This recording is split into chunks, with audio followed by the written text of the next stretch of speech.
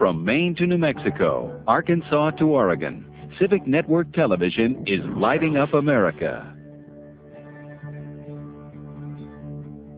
CNT, linking America's communities to each other and the future.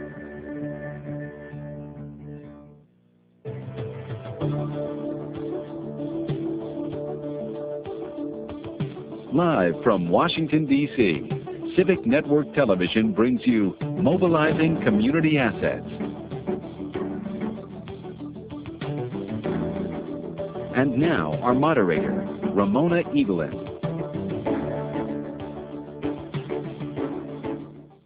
Now let's start Module 3, Strengths of Citizens Associations.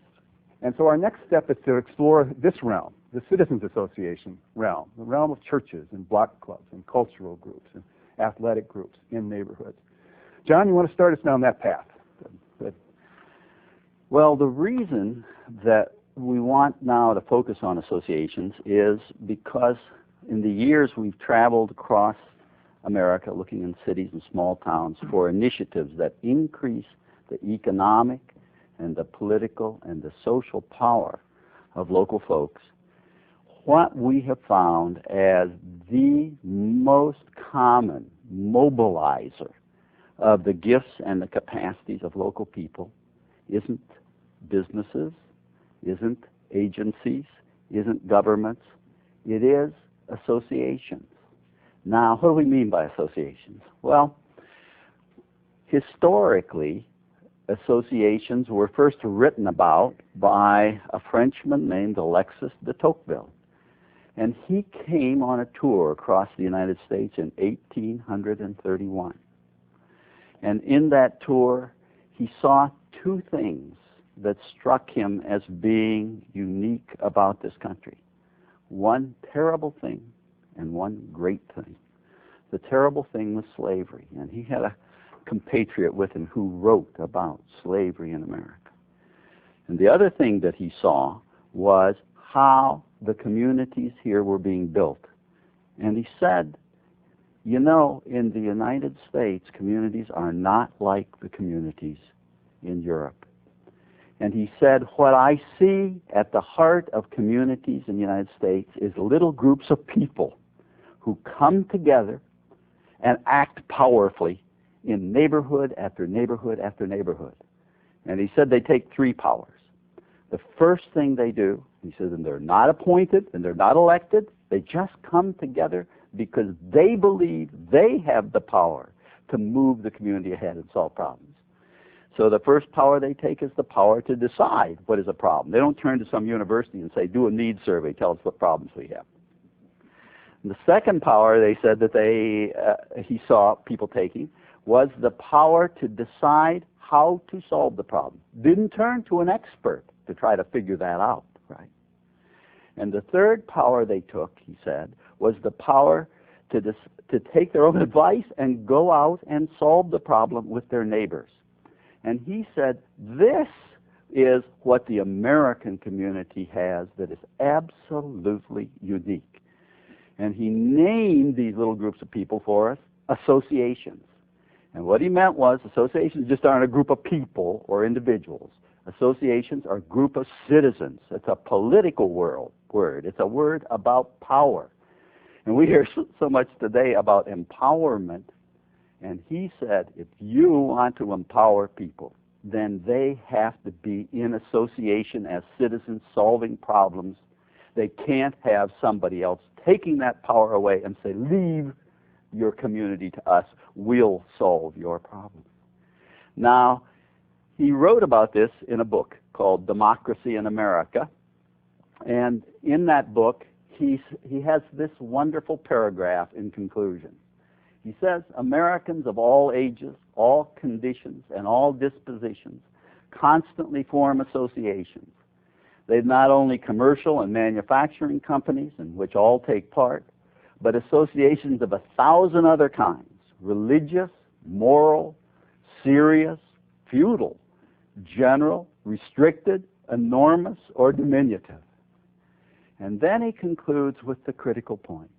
Wherever at the head of some new undertaking you see the government in France, or you see a man of rank in England, in the United States, you will be sure to find an association. That is, in Europe, power to solve problems was held by governments, by professionals, by nobility, but here, power was in the hands of every Tom, Dick, and Mary.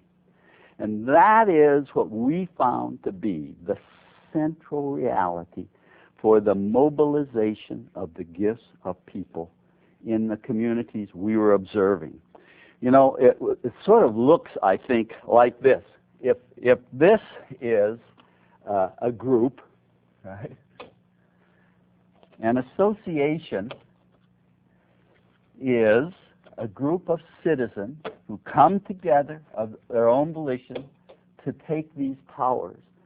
But what is really happening, if we think back to the last time, what's really happening, I think, is that the association is taking the gifts of all of these people and magnifying them and making them much greater than they were when they were alone.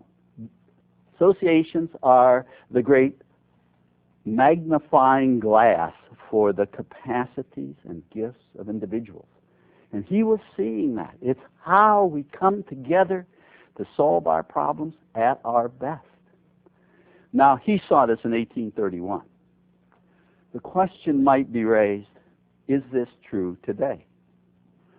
And we decided it was worth checking that out on a systematic basis. So in one neighborhood in Chicago, we had one graduate student spend 20 working days, and we asked her to try to find out how many associations she could find in that neighborhood. And if you look in the textbook here, on pages 120, start at 120, you'll see a sampling of what she found in one neighborhood in the way of associations. This is a lower income neighborhood in Chicago where a lot of people would say it's disorganized, or things aren't happening, or it's deficient and needy. And look at page 120, 121, 122, 123, 124, 125. This is one person in 20 days found over 940 associations in that neighborhood. 400 some were associated with churches, and 500 were freestanding. So we know that associations are very common in all our neighborhoods today. But in a way, what's happened is that we have come less and less to call upon them to be central to the work of our everyday life, of our community building process. Now, really powerful neighborhoods we found were places where associations were at the center of the community's life, and there were lots of them. And then what made the neighborhood even more powerful is not that there were a lot of associations, but that they had been brought together, in a sense, in an association of associations. And this tool, an association of associations, we found to be the most empowering, the most powerful, the most effective tool for the maintenance or the revitalization of neighborhoods. In Chicago, one of these associations is called the Logan Square Neighborhood Association. It's the neighborhood where this inventory of associations was done. And let's listen to the president of the association, Ray Colon, tell us about how they work. Ray, you're the president of Logan Square Neighborhood Association. Can you tell me how it's set up? Yeah, Logan Square Neighborhood Association, or LSNA, as we call it, is a organization of associations consisting of block clubs, churches, youth service organizations, senior citizens' homes, and basically concerned residents who are interested in improving the conditions of the Logan Square community. How do you make decisions? Well, each group has one person that represents them on our board, and they each have a voting power in order to enforce whatever type of issues or initiatives that we see fit. right now we're working on what we call the holistic plan, and because all of the issues that we face are somehow interconnected, we decided to come up with a response that was very interconnected or holistic. So that's what our main initiative right now is. We have a community plan that we've set up based on the input from all the different agencies and groups working with us. Now, have you had any results so far? We've had some great results. It makes a lot of difference when you have a plan. School overcrowding is one of the major burning issues here. A lot of our children get bussed out to other neighborhoods. We've been successful in being able to get a commitment for 5 new school additions to be built here. And 2 of them are already, one's completed and there's 2 that are almost completed, and we've got another couple to go, but we're still fighting for more schools and more space for our children to keep them here in the neighborhood. Great. Anything else? Well, we've got also a resolution focusing on jobs and economic development for the area. We want to maintain some type of stability here with the different richness and cultures that we have here. So the banks and the businesses have been very generous and are kicking in, and we've got we call our $20 million resolution, making creative ways for people, first-time homeowners, to be able to make a down payment and actually own a home here as opposed to renting all their lives. That's great. Sounds like you're having a lot of progress, and you think a plan is a critical part of it. I think a plan is essential. I mean, if you want to know where you're going, you have to have a plan. So Ray Colon and the people in his neighborhood have come together not as individuals and not as agencies, but as associations, citizen-centered, to have a vision, make a plan, mobilize their assets through the gifts of all the associations in the community. Now, I'll bet each of you is a part of associational life as well. Joe, why don't we check that out? I think that one of the things that we found that is so interesting and beginning to be so powerful in communities is to have people engage in a kind of inventory of associations. And one simple way to start, we've asked our colleagues here in the studio to do a little work ahead of time on this, and they've, as always, supplied us with their wisdom and their experience. We've asked them simply to list their associations that they belong to, the groups and organizations where they come together in their communities to be part of the community building process. So let's just take a quick look here at the result of the lists. I'm going to ask them each to say how many they've been able to remember. Some of them are belonging to so many they can't remember them all. And then to tell us 2 or 3 examples. Dee, you want to start? I belong to about 10 associations, and the 2 that come right off the top of my head is the Parent Teachers Association and the Boy Scouts and Girl Scouts Association. Claudine? I came up with 7. 7, all right. Organizations, and where I spend a lot of my time is with the community action groups and with the rites of passage for African American women. Great. I came up with 6.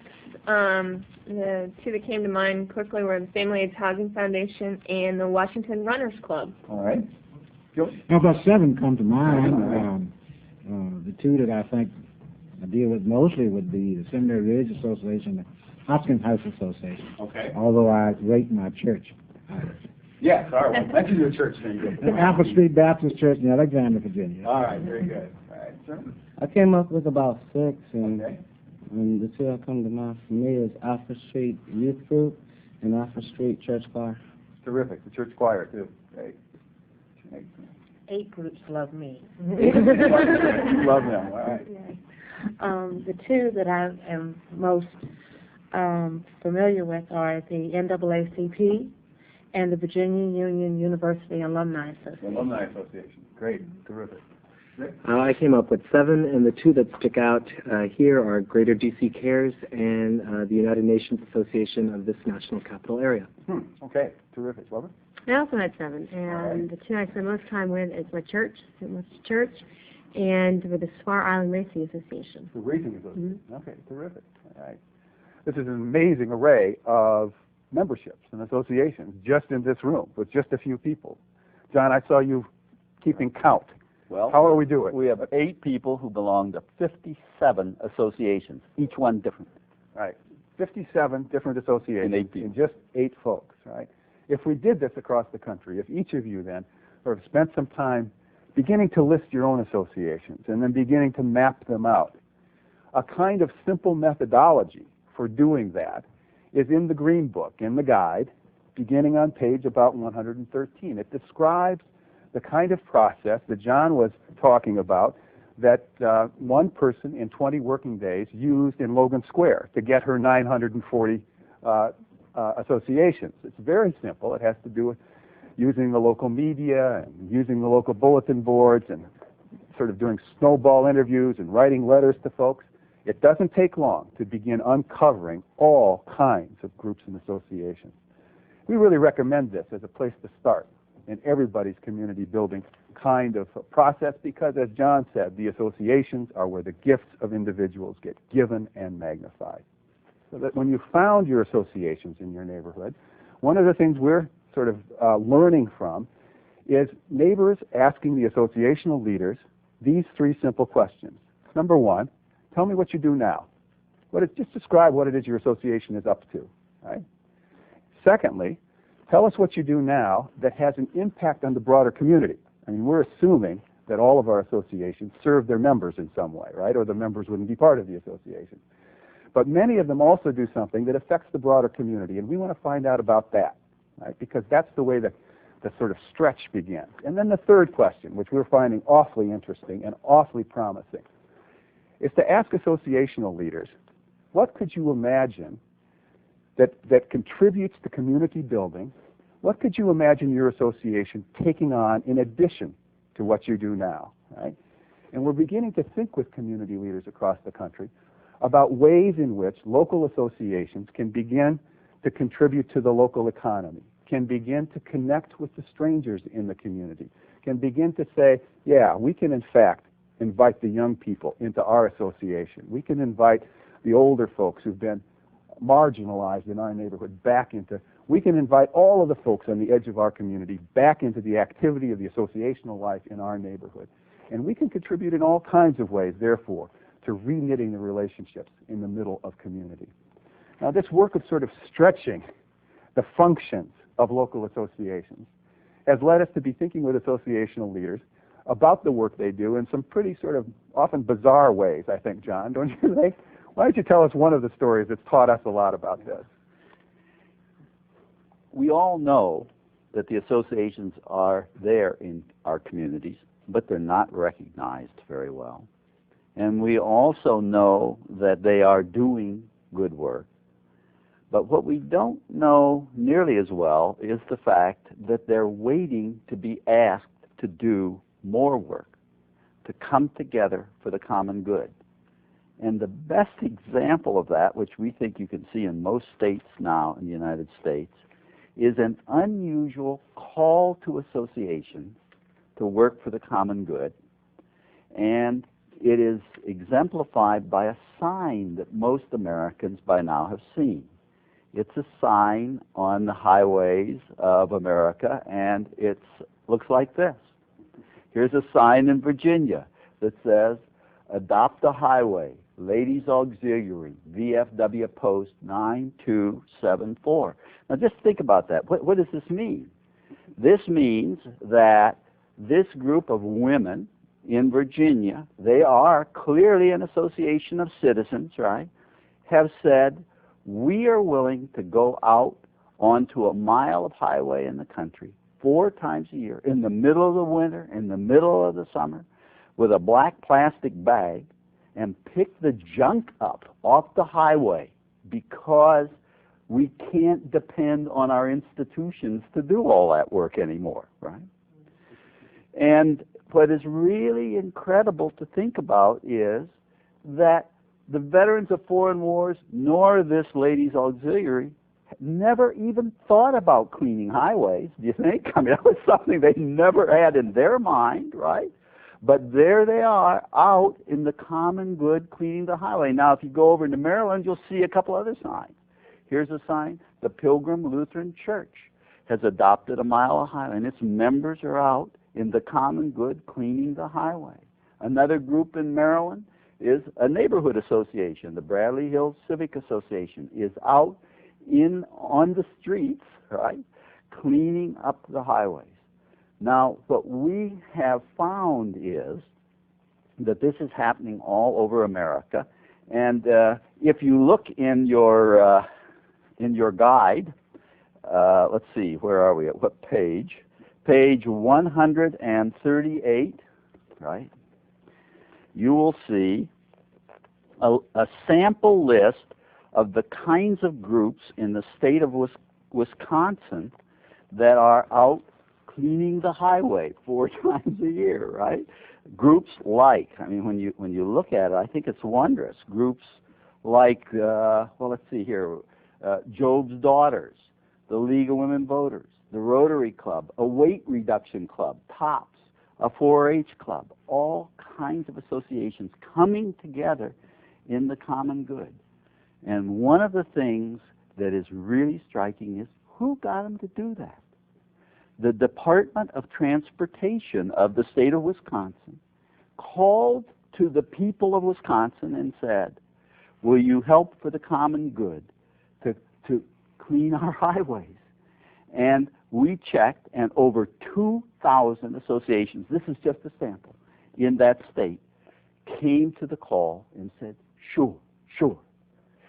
So if a bureaucracy like a State Department of Transportation can get over 2,000 associations to come together to work for the common good, don't you know that if we can make that same call to the associations in our neighborhoods, we will have put together the most powerful new force in our society to begin to work for our new goals in the common good. These associations are the great workhorse of America. The Tocqueville saw them at work. Right? We've put too many of them in the stable. And the call of community building at its center says we must once again say that the center of our society is not our government, is not our agencies, is not our businesses.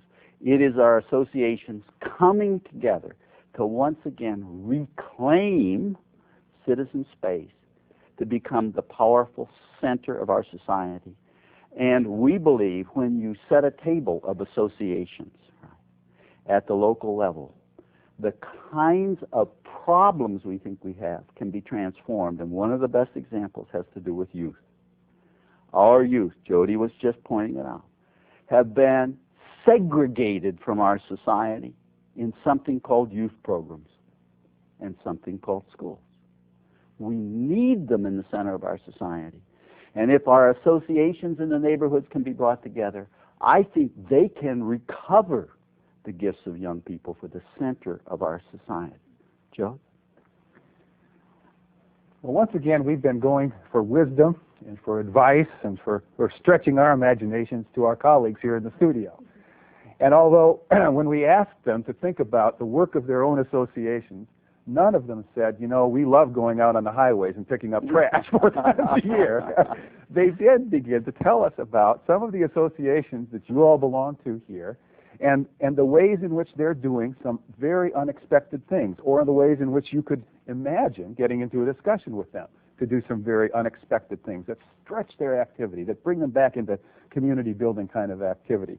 So we've got a couple of examples that we want to just have our colleagues here tell you about. Barbara, you had one. The local chapter for Brown University, all their alumni are actually coming together next week, and they're going to be renovating homes down here in D.C. Terrific. So you've got an alumni chapter. You know, Ralph Nader says that one of the great untapped civic resources in the United States is the alumni chapters of universities, right? That there's something about the relationships that people get during their college years together. You had Virginia Union.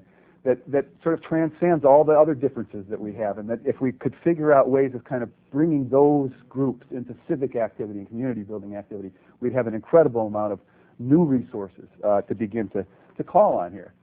One of the places, Gilbert, that we're seeing in all kinds of neighborhoods being at the center of stretching its functions is the church, and you're a part of a very active Baptist church. Tell us a couple of things that church does. Well, I think the church is doing some unique things in a sense, because it encourages members to form a corporation which is chartered by the state of Virginia. It's forming a credit union, community development corporation to build low and moderate income homes, and also a personnel resource unit. which would match people to jobs and that sort of thing, and care bank on that. That's really exciting. One last thing that it does is it has a youth education group, which will voluntarily work with at-risk children. Interesting. So bringing them back into the center of the community, and correct. making those kind of cross-generational kinds of relationships that John was just referring Yes. to. You know, it's so central in our communities, and so exciting to be watching churches beginning in all kinds of ways to be the center of the economic development of communities and rebuilding the relationships. Thanks. Thank you. And then we were sort of talking, Eliza, about a group that you were belonging to, and sort of thinking about what could a... Yeah, I was thinking a running club, Yeah. which is the one I belong to, could easily get involved with youth in some afternoons, after-school type of sports programs or health and fitness type of programs or what have you. Absolutely. When a lot of kids don't have stuff to do after school, no place to go with parents working or home in some way not available, why not? Closing recreation departments. Absolutely. Right, Absolutely. exactly. Let's have adults and young people running toward each other or with each other and not away from each other for a change. Absolutely. Terrific. Terrific. Well, these are good examples, and they are examples of the kinds of community building material that is there already, and all we need to do is ask. You know, the secret of the Wisconsin Adopt a Highway program, as well as Maryland's and Virginia's and the 47 states we now know have Adopt a Highway, is that somebody asked. And then somebody put up a sign. And the sign says, you know, weight loss group, right? You are great citizens because you come out here and you clean this highway, right? And so our communities, I think, need to get used to asking each other to contribute, and then recognizing the contributions when they're made. I think the final point we want to make here about the work of local associations is to underline what is so obvious and what I think Ramona started with. And it's about the centrality of collaboration, of cooperation, of sort of building relationships among the associations and institutions in the neighborhood.